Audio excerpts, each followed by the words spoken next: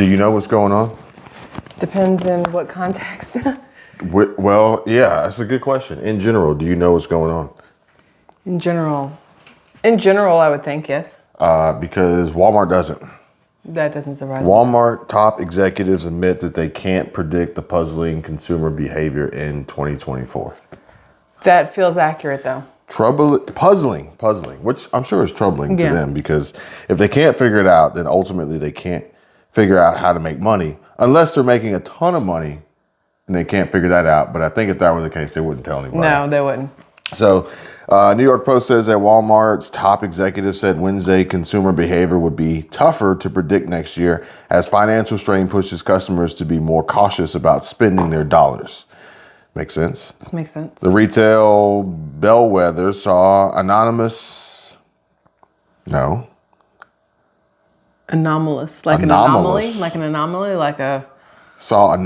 type of behavior from customers, which made us sit up in our chair about say chairs. Yeah. Unless they were all just sitting on each other's laps in one chair. That's probably why y'all can't figure it out. Y'all doing the wrong thing in the boardrooms. I don't know what's going on in there. And it says that the, where'd it go? Health of the consumer and what the purchasing behavior was, Chief Financial Officer John David Rainey said at the Morgan Stanley Global Consumer and Retail Conference. There's a lot going on the screen. So every time I look down, there's like a new ad or something. Flashing ads. And about spending in the last 2 weeks of October being off trend compared to prior months, Rainey said it was puzzling, but the retailer did not intend to be alarmist in any way. Walmart's stock had dropped 8% on November 16 when the company first hinted at October spending during its quarterly earnings. Rainey at the conference also added that there's nothing about what we have seen in the consumer and deflationary pricing that makes the retailer rethink its long-term plans.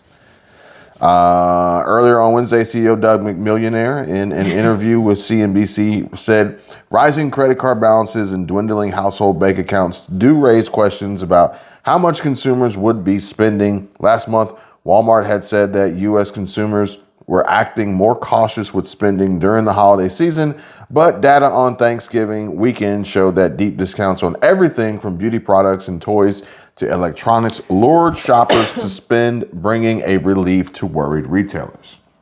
Mm-hmm. That's like temporary relief. It's like, oh, we convinced people to come out and spend money after, for Black Friday. Like, okay. After we've price gouged them for the last 12 months, we put it back to a normal price, but called it a deep discount. This is a forecast for 2024 and this puzzling behavior, and you guys are feeling excited about a few weeks at the end of the year. Like, what are y'all going to do for the next 52 weeks? Well, that's the same few weeks that everybody generally goes out and shops. It's not like it was unprecedented and they weren't expecting people to go shopping. That's exactly what Black Friday and Cyber Monday are, the two busiest shopping days of the year outside of the day after Christmas. Unless there's some drastic outside force that creates an intervention, I think 2024 is just going to be a decline. It's a recession. Like that little short reel was not a real short on TikTok that Anthony said was 3 minutes. It felt like my entire life was like just wasted listening to this guy complain about. I saw your face. I was like, I'm not clicking this. He's just complaining about the same thing that has been a complaint since the beginning of time. Some people have a lot of money, some people don't, okay? And the people who have a lot of money aren't necessarily trying to get the people who don't have a lot of money to have a lot of money. And the people who don't have a lot of money aren't like, look, it's the same thing. But that's funny because sometimes the people who don't have a lot of money are trying to make the people who have a lot of money not have a lot of money. And that hasn't changed. You know what I mean? Like everything that he said didn't change. No. And he tries to throw big words at you and statistics and percentages and all like that. Anomalous. Dude, it's called quantitative tightening. It's called a recession. It's called evolution. Like, says the guy who just threw out 3 big words. Get the hell out of here. Quantitative tightening. Like he's literally only doing this to attract on his little TikTok. He has no views. No. Except for this one has 1.5 million views. And he's only attracting those who are interested in continuing this conversation, not this conversation. This thought. Siding with him to complain about the problem, which is all he's doing to remedy the problem. Exactly. Yeah. Exactly. Well, unfortunately, what seems to be working the best on TikTok are the people sitting in their cars and crying and bitching and moaning about how so unfair life is. It's always the 21 or 22-year-old who's out in the workforce now. It's like, this is so hard. I gotta work 5 days a week and it's like 40 hours and I can't even afford my Starbucks. The only problem is he's not going to have an OnlyFans to link to it from a link tree that you find. He was very unattractive. That you find through Instagram so that he can make money some other way. So unfortunately, he's missing out on that. Yes. Unless he ends up being like that one pop singer that was a transdresser on the video that we saw the other night. Oh yes. What was his name? I don't remember. That was disturbing. I was like, is this the new Jeffree Star? Because it was a blonde, skinny dude who says he's not trans and not gay and not whatever else, but just likes to put on drag for the videos. And I'm like, I mean, that's fine. There's straight men who wear drag and it's like a thing. But it was just really weird because I couldn't tell if he looked better as a female or as a boy. I don't remember what the guy's name was. Go back up. That's not him. It started with a N or a V, which is helpful. I don't remember his name. Troye Sivan? Yes. Troye. There was a V and an N in there. Troye with an E. Yeah. Now, for those of you who aren't familiar with this new form of pronoun game, tell me where you're going to put the E in Troye. Troye with an E. Like, who does that? You got to stand out. Who does that? You got to stand out. Yeah, so this guy, look, I'm already calling it right now. Homeboy on TikTok is going to end up picking up. If he continues to have this conversation, talking to these people that want to watch him complain, he's going to pick up a lot of followers. His videos are over 60 seconds, so he'll be able to be included in the creator fund that TikTok has. And then he will make the money complaining about everything else, and he won't let them know. He won't tell them. No. I was going to say, I feel like I complain in my videos on whatever channel it may be, but it's always something that I can remedy and I work to remedy. So I think that's the difference. I feel like a lot of people complain and it's not even complaining. I feel like sometimes it's just people trying to get things off their chest or talk out something and try to understand something, work around something. But that guy was clearly just bitching. I'm going to tell you right now, homeboy's an actor. Yeah. They're all actors and they're out there trying to get that payday. Okay. And you can't go about it in the normal way that you used to. And that's how he chose to go down that path. Well, that's like the girl. What did the girl who we saw the video of, and I said she has the most viewed TikTok in the history of TikToks. What was her name? Oh no, I literally knew it yesterday. A young girl? Yes, she looks like an anime character, which is what she's famous for. The Asian girl who couldn't sing, and you're like, I don't know if she's Asian or not, but can you maybe sing she's now? like white Asian. We saw her after the Troye Sivan thing. Her very first TikTok video, not her first one. No, I think it was her first one. She did some little like bouncing around like her face. Oh, it's her? Yes. No way. That is her. That's what I said. She is friggin' adorable. She doesn't look like that on the music video. No, she doesn't, because she's not supposed to. She's supposed to look grown and sexy. Like they did Ariana Grande when she was like 15 and stuff. But so what was her name? Chloe something, right? Or what's her name? That's Oh, I don't know her name. Her name is It's not Zach King. No. She has the most viewed, Bella Porch. I remembered it before you even got there. Bella Porch has the most viewed TikTok video because she makes this cute little face. That's what she does. No. She doesn't make a cute face. She makes an anime face. She doesn't make a cute face. She makes a bobbing motion. She makes a bobbing, like, it's not a cute. It's not even like that kind of motion, though. I'm just saying, the algorithm, just look at this. The algorithm. Oh, I understand what it is. The algorithm that I understand what it is, but I'm also saying I'm gonna tell you right now, it's not because she got a cute face, okay? Okay. Or makes weird, cute little whatever. Well, I guess as a guy, you looked at it completely different. As a girl who's been in that situation with you numerous times, I didn't see it that way. I guess as someone who more than likely wrote the algorithm, yeah, men are writing the algorithm. Like, it's true. It's true. But anyway, she had one of the most popular TikTok videos in the history of TikTok videos and made millions of dollars off of it. And now she's a singer. That's, I don't know, just branching out, elevated. Yeah. I saw that one guy from Grey's Anatomy. He used to be a TV star, and now he's in music videos. So Zach Braff? Whatever. I don't know his name. I love Zach Braff. And we saw a lot on Vivo that night. Wait, what show did you say? Grayson, we were watching the music no, video. you're talking about Avery. Avery Jackson. Why we go? Because I thought you were talking about Zach Braff. Jackson Avery, sorry. Because it's Jackson Avery. Moving on. Moving on, as we got completely sidetracked and distracted on this. Him and April were the best couple. On this financial economic video.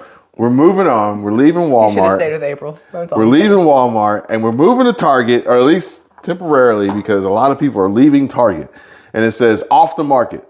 I'll leave with nothing, as Target shoppers baffled at self-checkout process, saying no thank you every time. Well, that's a lie. And it says that as consumers move into the digital age, retailers are swapping traditional processes for technology. For example, Target has added multiple self-checkouts to its stores to bring convenience to the shopping experience. And while some shoppers appreciate the move, others have noticed some odd extras that the retailer has included. Shoppers took to X to voice their concerns on some strange additions to self-checkout. And they didn't bother saying formerly Twitter. It's exactly what I was about to point out. You get to the next line and it's... I didn't even notice that. I was so proud of them. I was like, look, they finally moved on. We're done with Twitter. It's X now. And then literally, you're right. 1X, formerly Twitter. Yeah. Why didn't they say it in the line about it then? Because they knew you didn't want to hear it the first time. They knew you didn't want to hear it the first time. You're like, dude, I'm over this. Like, yes. And they wrote, self-checkout is the worst, and you have to look at a video of yourself the entire time that you check out. And it's a big old screen. If you've been to Target, you literally are sitting, you look up, and it's like you're staring in a mirror, and it's like, but it's like that weird angle, so you're like, I didn't know that looked like that. Oh, man. It's not cute sometimes. No, thank you. I'll leave the store with nothing if I have to self-checkout, they added. Another commented on so-called judgmental tone that she received from an employee. Can we talk about the way that the Target self-checkout lady says, see you soon? It just sounds very judgy and accurate at the same time. That might be the dumbest sentence I've ever heard you read out loud. And the retailer commented back, I would never judge you. Self-checkouts exist to judge you. I don't even know what that means. I don't even know what that means. New policy. Recently, shoppers have been slamming Target over testing a new policy at select stores. The policy states that self-checkout users must only have 10 items or less. And a store in Maine switched to the new policy to speed up the checkout process after reports of 50 people deep on the busiest days. May I interject? Seems like a very simple solution to the problem. May I interject? I was gonna say something I can't say there. You said 50 people deep, and my brain said, "That does sound like a busy day." But that does. Well, I mean, just saying. Sound like a day at Target. All them power bottoms just taking it. So, if you go to Target, they normally have 1, possibly 2 registers open, if that, and then you have 4 checkout lanes. And I personally have figured out that one of the places in the very, very front of the store, next to where they have all the little waters and things set up where you can go just buy an individual snack, that has a little self-checkout. If I see a long line, I will scoop my happy butt to the front. I will bypass all of it and go to that one, because most people don't know it exists. Look for it, trust me. But if they were to say 10 items or less, especially at my Target, there would be hell to pay, because they don't have enough people or enough registers open to warrant that being the case. People would leave their carts and just walk away. It's a simple solution. Get more cashiers. But that's the whole reason they have the self-checkout, so they have less cashiers, less 401ks, less health insurance. Okay. I'm sorry. I'm a retailer. Okay. Yeah. And now I'm upset that there's too many people standing in line. Retailers aren't upset. Seems like a good problem to have. Yeah. I got too many people standing in line, so let me rectify this and say 10 items or less, otherwise go to cashier. Well, there's not enough cashiers to go to. So now I'm just continuously forcing customers down a cycle of not being satisfied and pleased and happy shopping at Target. Mm-hmm. So then I shoot myself in the foot after taking down all the crotch padding and rainbow color, all this other stuff. I'm going to then shoot myself in the foot again and just say 10 items or less. You know, because I had customers who were coming in here to buy more. Let me convince them to buy less. Well, that's what I was going to say. It then puts it in your brain that, okay, well, I'm only going to get 10 things or less because I don't have to stand in line for a cashier. So I'm not going to get everything I thought about getting today, maybe some other day. And instead of some other day, you pass something else later. Maybe it's Walmart, CVS, Walgreens, whatever. And you go, I'll just go in there for the rest. Morons. Idiots. And it says that this has become a hot point for many shoppers as they spend much of their time waiting in long lines for a self-checkout machine. Some have noticed employees facilitating the lines or doing other tasks like folding clothes. While the employees may indeed be busy, to the customer, it looks as if they aren't, all adding to the frustration. This is because customers will see multiple employees seemingly standing around while the traditional checkout lines remain empty. Plus, it's not just Target. Kroger, Walmart, and Aldi have all seen a flood of complaints via X or Reddit commenting on the issue. In fact, one shopper threatened to boycott Kroger after its long line. The self-checkout line is absolutely ridiculous, and they only have 2 registers with cashiers open. All the lines are to the back of the store, they said, and Walmart shoppers have also complained, stating that they will not participate in that nonsense. Shoppers have also blasted Aldi, saying they lost a customer for life. What's even worse is that if you are that person who, let's say they close at 9 and you don't get out of work till 8 and you can't get over there till 8:30 and then you still have to shop through and then you're ready to go check out at 8:55, there's no cashiers there. There's not a single one. Then you have to go to the self-checkout. What happens if you have 12 things and it literally stops you at 10? Then you have to run 2 different transactions because, there you go. There's your loophole, by the way. I'll take my 50 things to that self-checkout of 10 or less and I will make 5 different transactions as opposed to standing in the 2-mile line. I'm going shopping at Target. I need 4 friends to come with me. Y'all gonna carry necessary. 10 items a piece. Now, I would much rather always go to the person, but sometimes you do not have a movie length time to stand in line and wait for a checkout. You don't have an hour, 2 hours, the worst especially part, the holidays. like Kroger, I went to Kroger today to get you that soap because you needed it because your arm was all bubbled up. From tattoo stuff. You know, it's like Kroger. Leprosy. It just makes me feel weird standing in Kroger because it just doesn't feel good. I don't like Kroger. It just doesn't feel good. And the self-checkout there, that one feels judgy. It just doesn't feel good. Do you have a Kroger Plus card? No. It doesn't feel good. 3 times more than you should for that can of green beans. And it's just like, it's the shape, it's the space, lighting, the color, everything is wrong. It makes it feel like you have entered the slums. I don't know why. But it seems like a logical stance to take. The strategy moving forward. Jump on X, formerly Twitter. Listen to the customer's complaints. Be the first one to solve the problem and fix it for 2024, and you win. Good point.